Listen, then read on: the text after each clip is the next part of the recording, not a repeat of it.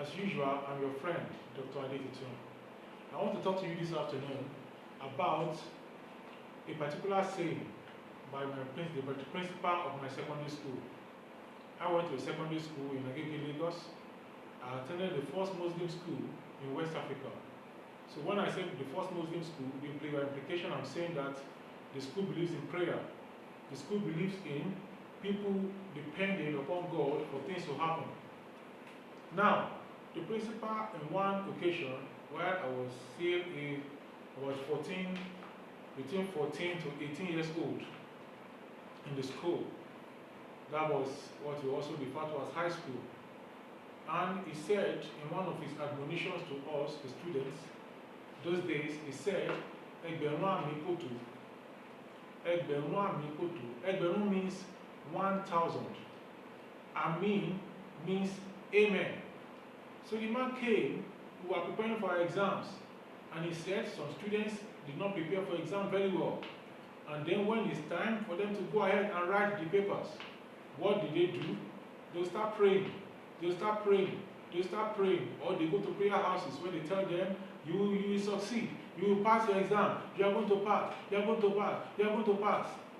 And the students who have not read, most times, they will keep on saying, me, me, me, me, me, me, up to 1,000 times.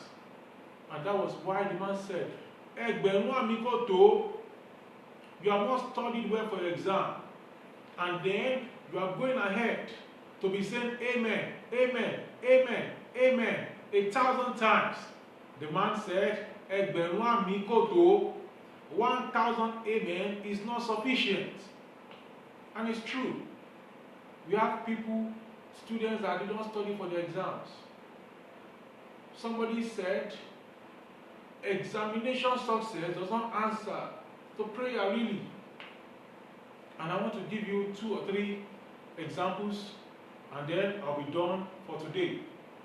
Remember to subscribe to my YouTube channel. Remember to like my YouTube videos. Remember also to share the video so that others can know and can benefit from what is happening. In this series, I'll be taking us through so many things and life experiences and things that we are going to better our lives. Now, some people use what is called Ogunsoye. When it's time for exam, they will go and use what is called Ogunsoye. Ogunsoye is a Yoruba word, which means a drug that will quicken the memory. This same principal said, Ogunsoye is what you have read, what is in the memory, that will be quickened by Ogunsoye. Ogunsoye is not God's going to, what is not in your memory, Ogunsoye cannot bring it up. What is not in your memory, a memory booster will not bring it up. It's what is in the memory that a memory booster will build up. He's telling us that for us to succeed as students, we need to read, we need to study, we need to sit down with our books. Somebody has said it right. He said if you want to hide anything from a black man, write in a book. And I've tried that sometimes. I take some amount of money, whether 100 naira, or 200 naira, or 500 naira, or 1,000 naira. 100 naira, which is equivalent to about $3. And I put it inside of my Bible. Sometimes I put it inside of my notebook. Sometimes I put it inside of my textbooks. And I put it in the shelf of my bookshelf for so many years. Or when once in a while I don't have a change in my hand, I just go, I flip through some of the books, and lo and behold, the money I put there is still found in there. Why? Nobody has gone to read that book. Nobody has gone to take that book and say, sir, we found this money inside this book. If you want to hide, many things are inside books, and they are hidden from people. Why? Because they don't read. Information are hidden inside books. People don't go and access the books to get information. Now, some students that depend on prayer go for the exam, and because they have not read anything, is unable to reproduce anything in the exam, and some students fail. Another case, a particular individual, to show you that prayer also works. His name is Ben Carson. He's a neurosurgeon. He's a black American. And he's the writer of the book, Gifted Hands. He's the writer of the books, Think Big. He's the writer of the books, The Big Picture, and so many other books. And this man, with a team of so many people, worked together to do the first cranial surgery. They separated twins that are joined in their brain, in their head, and they separated it, and the operation was successful. The man told us inside one of his books that a particular time he had nothing that he read. He was on scholarship at one of the prestigious schools in the United States to study medicine, and then he was there, and he did not understand the chemistry that is going to be set. He said, but don't forget, he read, he studied, but he didn't understand it. Then he said he prayed to God. He said he prayed to God the night before the exam, before the morning of the exam, and he went to bed to sleep. He said in his sleep, God revealed to him. He saw a teacher writing the question on the board and providing the answer to the question. And he said he woke up, he remembered the question, he remembered the answer that was shown to him in a dream, and he penned it down and he practiced it before he went into the exam. And lo and behold, that was what was said in the exam. That is showing you that prayer works. But prayer does not work on just anyhow things. It does not just work on any premise. I also want to give you another example of the fact that prayer works. We found out in the life of the man Ben Carson. We found out in the life of Ben Carson that prayer works. I want to give you 2 or 3 examples before I say goodbye for today. I believe in prayer, but prayer alone does not work. Now, you say prayer alone is sufficient. Prayer alone is sufficient. Now, if you have a sister or a wife or a daughter, and then she's having some issues with her health, and the issue they told you is about pregnancy, is about woman's reproductive system, who are you going to refer her to? Who are you going to ask her to go and see? There are 2 categories of people.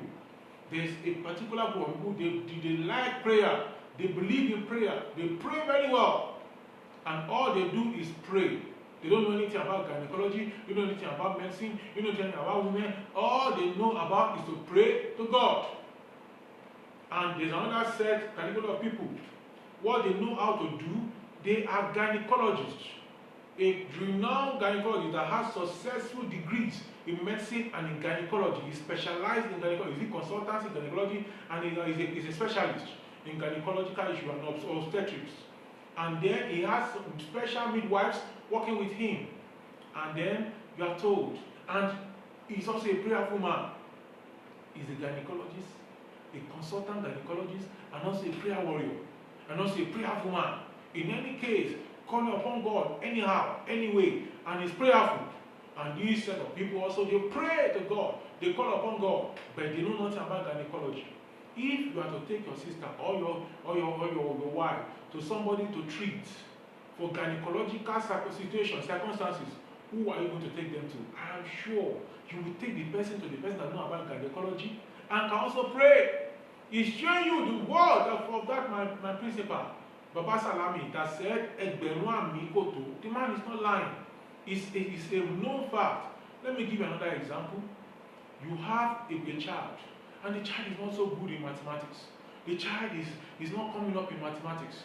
And then you have a particular individual. They said the man can pray. If you pray, you will get what you want. And then there's another man, there's a guy, the man he can just pray. There's another man, he can pray, and he knows about mathematics. He knows about mathematics. So they told you, your child, you have to stay with one of them for 1 year. Are you going to ask him to go and stay with the person that can just pray, or the person that can pray and knows about mathematics? That is a teacher of mathematics. He's a didactic mathematician that can teach somebody mathematics for a person to understand. I am sure, my friend, you will ask your brother or your son or whoever it is that needs that mathematics education to go to the individual that knows about the mathematics and can also pray. This is showing us that many people are ignorant. They go to prayer houses. They don't sit down to look at the cause. The world is filled with cause and effect. They don't sit down to look at the cause and effect of things. And they just believe that only prayer can do it. Yes, prayer can do it. But we also need to work. But we also need to do something. But we also need to add effort. We also need to be qualified. We also need to do our own part. Somebody said God gave us brain to think so that we can allow him to rest. God gave us brain to think so that we can allow him to rest. God gave us brain to think so that we can allow Him to rest. My friend, it's time for you to wake up with your life. All this prayer is good. It's fantastic. Pray every time. Pray without ceasing. Call upon God. But be rest assured. 1,000 amen is not enough. In fact, 1 million amen is not enough. If you leave the other aspect of life aside, a student is just sleeping 24 hours. An exam is coming, it does not go to class, it does not go for tests, it does not go for anything. The exam is just coming, in fact, it does not even go for the exam. And then he's praying. That is foolishness. Or the student went for the exam, he didn't read, he didn't attend class, he didn't do any assignment, he didn't do any test. That is foolishness. Or a student does the test and he didn't prepare, he does the exam, he didn't prepare. Then after you have done the exam, he's praying that God, the 7 I score, help me to change to 70. God can do it. But if God is doing that, then there will be no point for some of his laws. God has laws also. And part of the laws of God, even in the Bible, he said read.